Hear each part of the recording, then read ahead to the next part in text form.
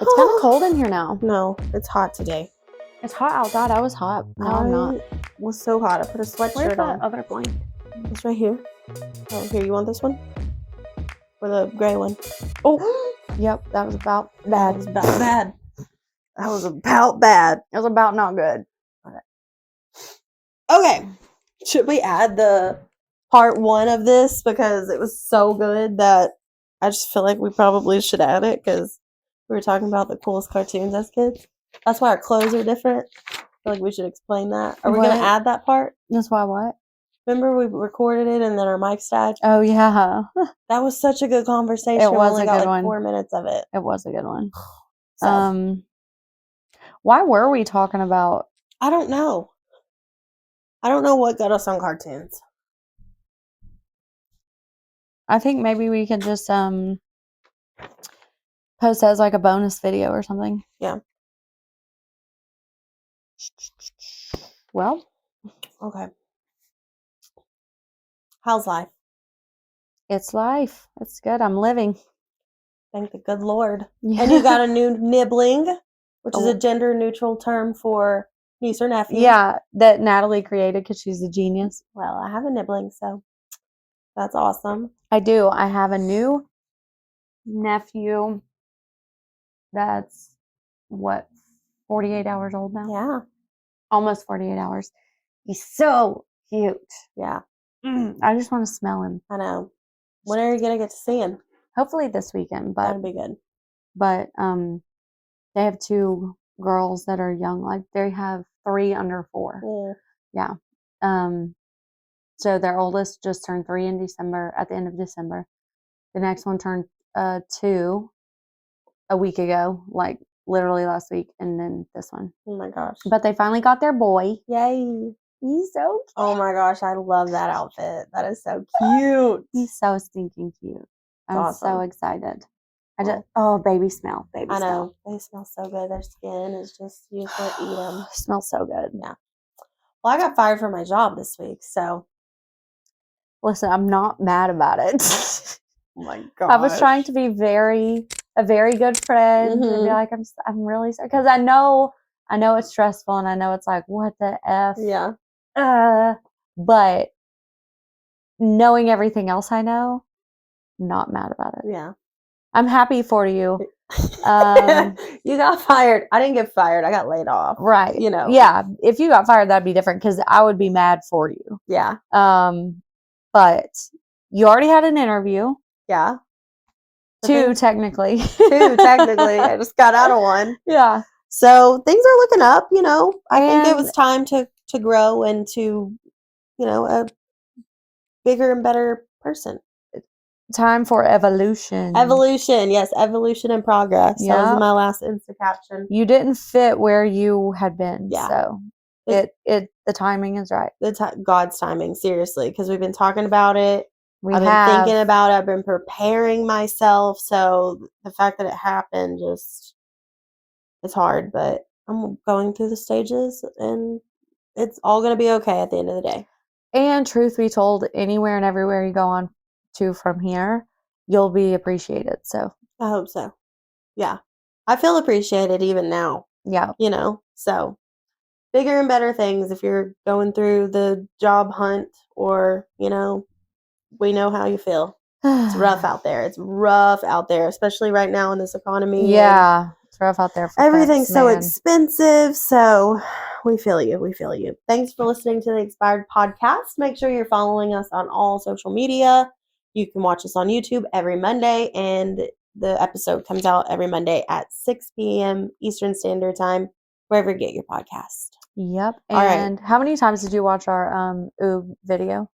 Like 20,000. Me too. And I fucking die laughing every time. Yeah. It is funny.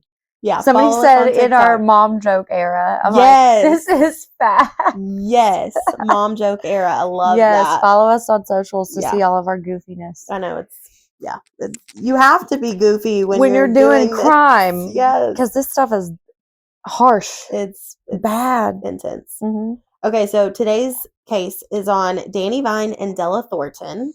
They are an engaged couple living in Camden, Tennessee, which is in Northwest Tennessee. in Benton County. Danny is 27. Della is 29. Now, Danny, growing up as a kid, he was a pastor's kid, and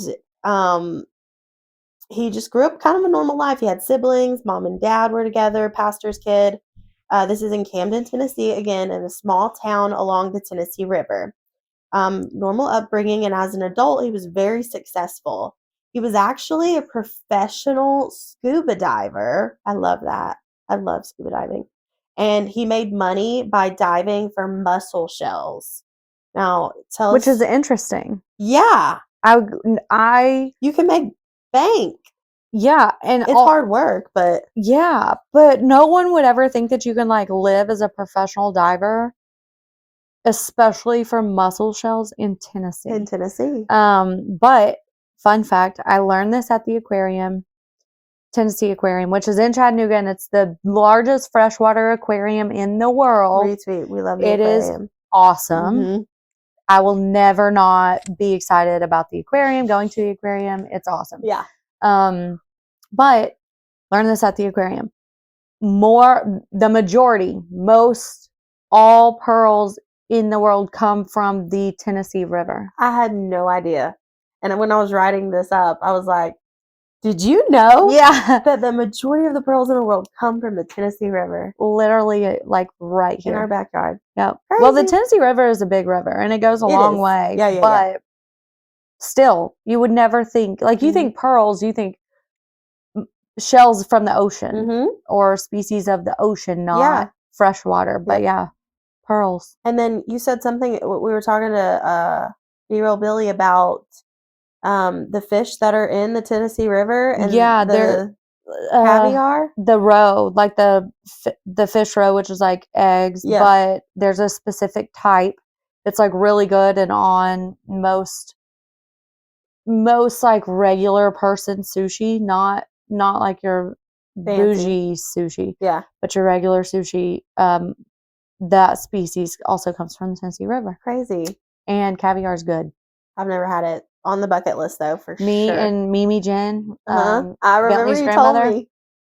Listen, we were in LA for a reunion, went to this restaurant, and they had caviar, and I was like, caviar? And Jen was like, I've always wanted to try it. And Larry and Bentley were like, it was just the four of us. And they're like, ooh, no. And I was like, had you had it before? No. Oh, okay. So me and Jen were like, should we it's very expensive. Very. Like this appetizer, it was like in over LA, $100. Oh, yeah. It was like $122 for an appetizer. That's crazy. And I was like, all right, I'll split it with you. Like, I would never pay that. But at the same time, it's like, I have someone there that's willing to try it with me. It's like we were having a good time. Yeah. It was just one of those things. And then Bentley and Larry were like, okay, well then I guess we're going to get the tomahawk steak. And it's like this big, it was like a 30-something ounce steak that was gnarly. So it's like, okay, we're all going to be broke after this. But the caviar was amazing. Like, I enjoyed it, thoroughly enjoyed it. I thought, I like this, but I'm probably going to be like, okay, cool, I tried it. I'll never get it. No, you wanted it. My mouth's watering thinking about it. So freaking good. And Jen, too, we just saw where this restaurant downtown has like a caviar lunch thing, and we're going to go. Okay, I want an invite. Yeah. I've never met her. I'd love to meet her. She's great. Yeah, she seems cool. She just followed me on Instagram, so I feel like I'm a part of the family. Okay, so Danny, normal guy, mussel diver.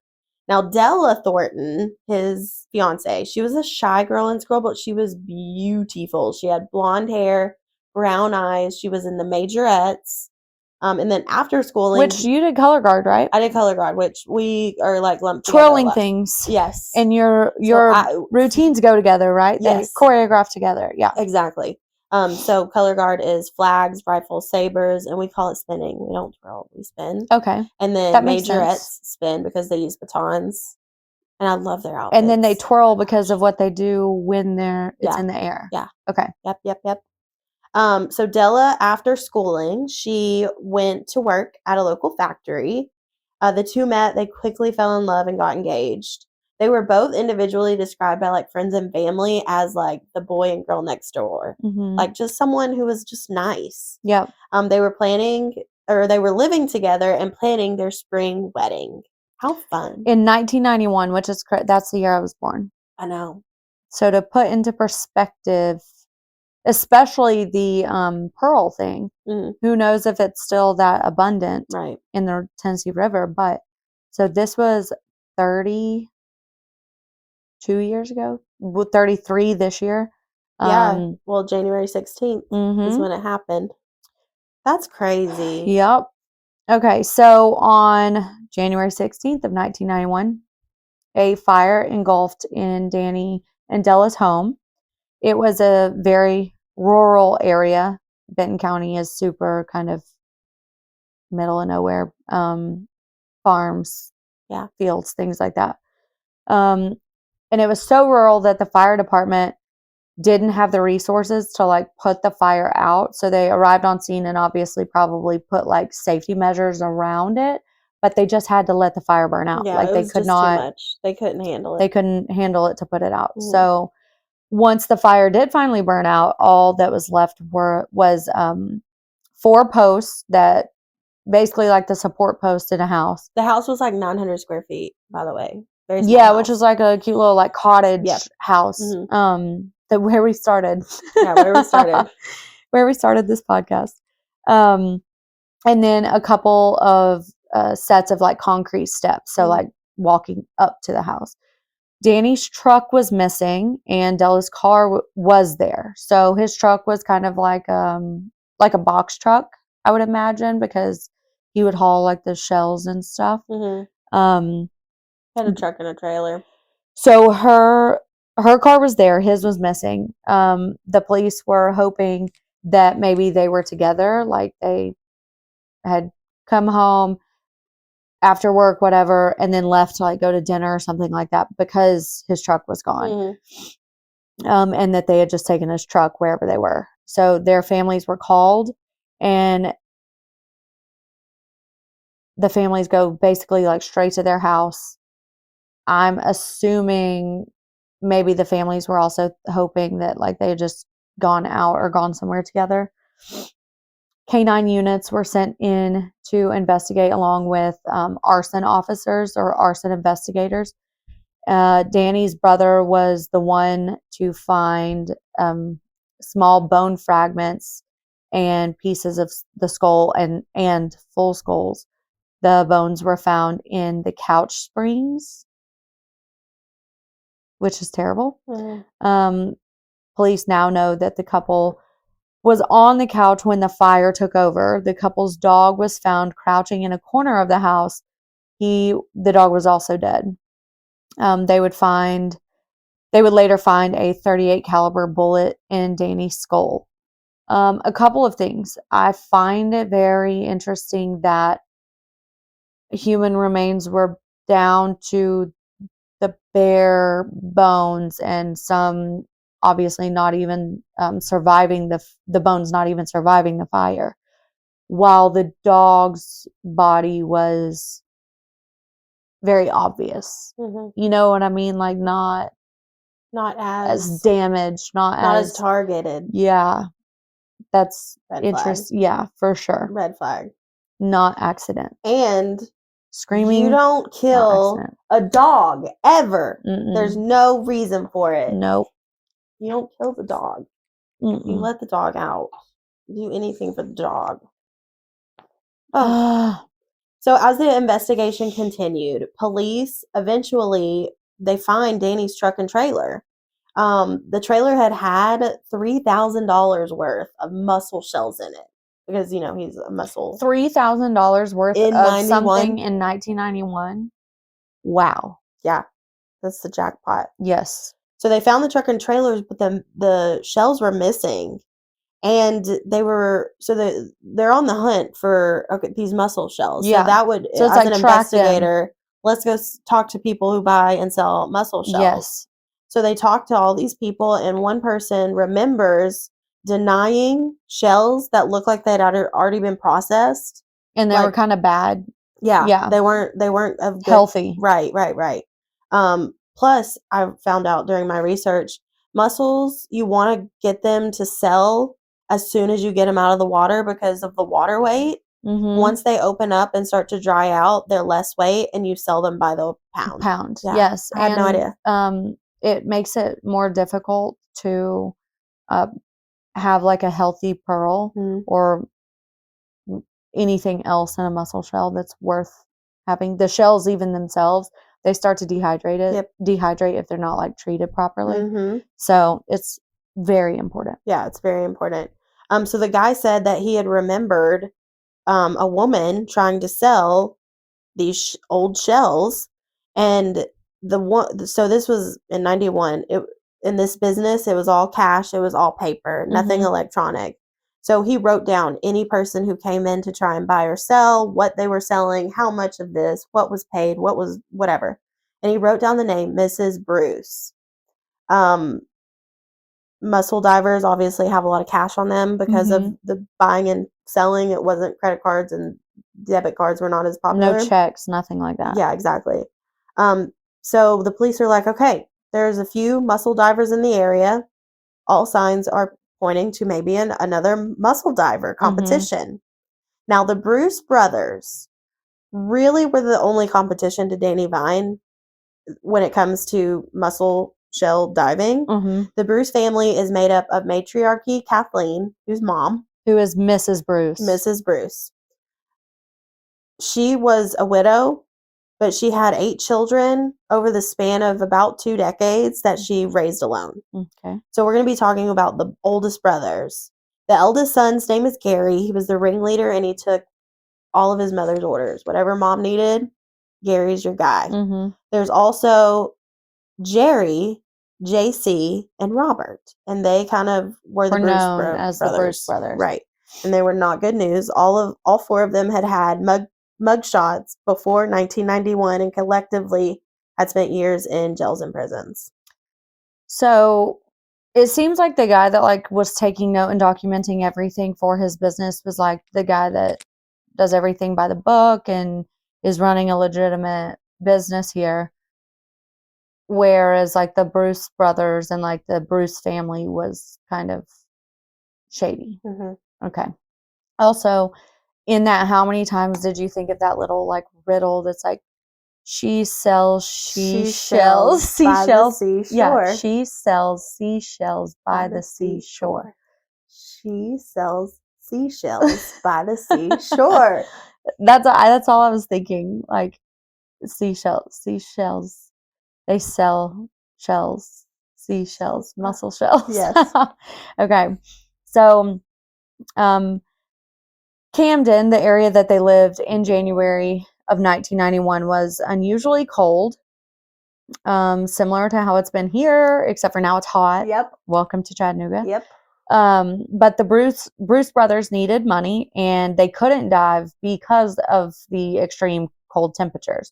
So even like a diving suit or one that would have been available in this area is not going to keep you warm or safe with it being as cold as it was. So they came up with a plan. Gary, Jerry, and Robert suited up in camo and long rifles and went to Danny's house. Obviously, Danny carried a lot of cash around for the buying and selling of the mussel shells, and Della walked in on the robbery. So yeah, she was at work and then she got home. Yeah. And the robbery was taking place. So they were robbing Danny of his cash and his shells, obviously. And she was also shot in the head. So both of them died by a .38 caliber gun. The house was doused in gasoline and then it was set on fire. I also am led to believe that their bodies had the majority of a lot of gas on them in comparison to the dog, or other parts of the house. Yeah. Yeah. And they had, I can't remember the exact technical name, but they did find arson burns. Like you can tell where it was gas started. Or something, and that you can see a pour line. Yes. It's crazy. Yep. A neighbor close by to Danny and Della's home heard the commotion and literally just peeked out of their window to see Danny's truck and trailer followed by a truck matching the Bruce brothers' vehicle leaving. So, not looking good for the Bruce brothers. nope. And the story only gets crazier. Mm-hmm. This is a crazy story. Crazy. Criminals can't keep their mouth shut. There's always going to be something that you're going to miss, forget. So don't be a criminal because you're always going to get caught. Yep. So witnesses started to come forward. They were hesitant because of the nature of the Bruce brothers. They were dangerous. They would do what they want. They thought they could get away with what they wanted to get away with.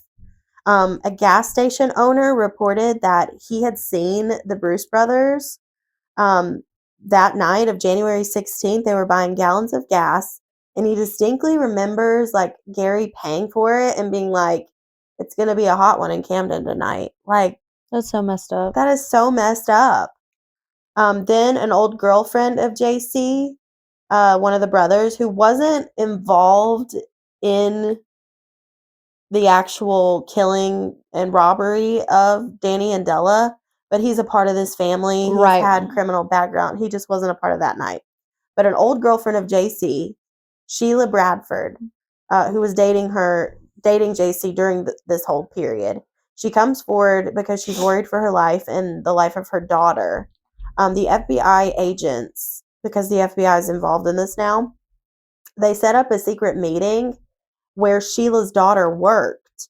So, like, you know, it wouldn't be weird a mom meeting her daughter at work and having... Or meeting someone at the restaurant where her daughter works. Exactly. Yeah.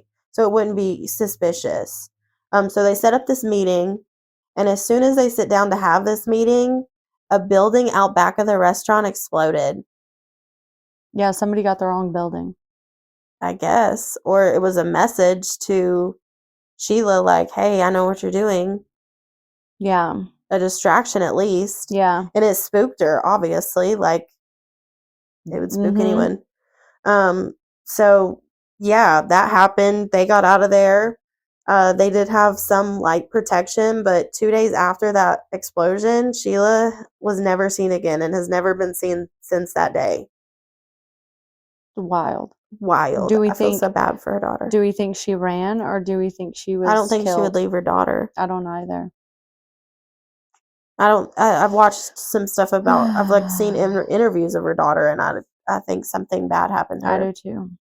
A friend of the Bruces came forward, another one, and they said that they were friends with the Bruces, and they had like Gary had come over to their house, to their property, and they were doing like target practice, which is very normal in this area. Yeah. And the police came, and they were like, yeah, the friend was like, this is the tree that we shot into. And he had his 38 with him. And so they actually carved out this Parts area of the tree. And were eventually able to match 38s retrieved from the tree and retrieved from the skull of Danny Vine to the same gun, and the gun was owned by Gary Bruce. You're always going to get caught. You're always going to get caught, so don't do it. Like, don't do it. So Gary, Jerry, and Robert were arrested for the double homicide and arson. Their mother was charged, Mrs. Bruce, who was Kathleen. She was charged with tampering with a police investigation, and she was sentenced to 8 years. And while awaiting trial, Gary was able to escape and went on the run for 14 months. All three brothers were convicted and sentenced to life, and Gary got 10 more years for escaping. Yeah, he was on the run for 14 months. It's a long time. It is. He was found in Nashville, of all places. It's like 200 miles away. Bro, go further than that. Yeah. For criminals, like, some of them are really, really smart. And some of them are really, really dumb. But even the smart ones are kind of dumb. Yeah, because you're going to get caught. Moral of the story is you're going to get caught. Yep. You can't get away. No. And even if you do get away for a period of time, you always have to be looking over your shoulder. I think they like that. Oh, part of it. I would hate that. Same. My anxiety, I would be like, need to be in a straight jacket. If a car is driving behind me for too long, I'm like, who the frick are you? Girl, 100%. And what are we about to fight? And then I also take note of things about the car. Okay, Same, or what time of day it is. Yes, absolutely. If I see somebody walking on the road, I look at my clock. I'm like, okay, this is what they were wearing, and it was on this road at this time of day, just in case I see something that's like, if you saw somebody. Yep. We're true crime podcasters. Of course, we pay attention to every little detail. Yeah, exactly. So funny. Hey Siri, take a note in my phone. Yeah, exactly. Watch, my Siri phone's probably Yep. Oh man. All right. Well, thanks for listening to the Expired podcast. We appreciate you. Make sure you're leaving a review. Tell us what we did right, what we did wrong, what you've heard about this case. If you know anything, of course, please DMs. Yeah. We're on TikTok, Instagram, and Facebook. Expired Podcast 423, Expired Podcast Chat. Those are all 3 of our handles. Yep. And of course, you can watch us Monday earlier, because I'm probably noonish Monday on YouTube. And then we'll be available everywhere, anywhere you download podcasts at 6 p.m. Eastern Standard Time every Monday. And if you're going to be an asshole, be a funny one. And don't do meth. And take care of each other. Yes, take care of each other. This is the Expired Podcast. Thank you so much for listening. Bye.